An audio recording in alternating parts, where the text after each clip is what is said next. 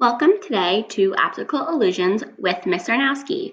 Today we're going to practice using value, meaning how much light or dark, not like value like money, to make some optical illusion slides or worms or kind of whatever you want to call them. So to start, you're going to see that I have just a mini piece of paper. I actually cut a piece of paper in half.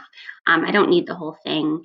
I do have a pencil. You might want to use a pencil first.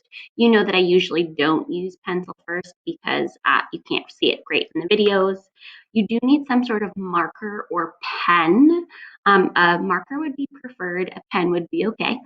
And then colored pencils. You can use many different colors, one color, depending on how creative you want to get.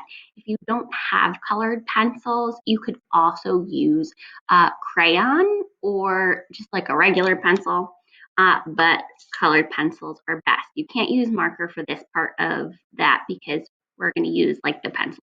Okay, so first, to start off, to make your optical illusion slides or worms, whatever you want to call them, you are going to make one squiggly line in the middle of the paper.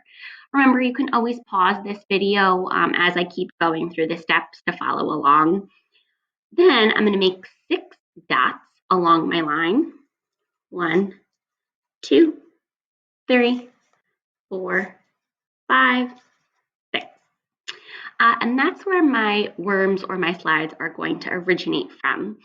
It's up to you at this point how challenging or simple you want to make this. If you want to make it really simple, you can make kind of like really simple squiggly lines coming from the dot. If you want yours to look extremely three-dimensional, but it might be a little bit more challenging, you can really go for it and make these squiggly lines kind of crazy looking. So again, it's up to you what you want to do, but I'm going to go the whole way. All right. And then finally, this is the next step, which is like the happy faces, sad faces. So really the important part is that it's just curved. You're going to find one section of your worm. I'm just going to start in the middle. And from that, you want to make some curved lines. It's really important that they're curved. They should look like a happy face or a sad face, depending on what side of the paper that you're doing. And notice I keep really curving them. I want to keep them similarly spaced, but it doesn't really matter. That part is up to you. What would be unsuccessful is if it was kind of straight across. So you want to keep it as curved as possible. I'm going to check back in with you when I'm done. All right, I have finished with the optical illusion drawing portion of this project.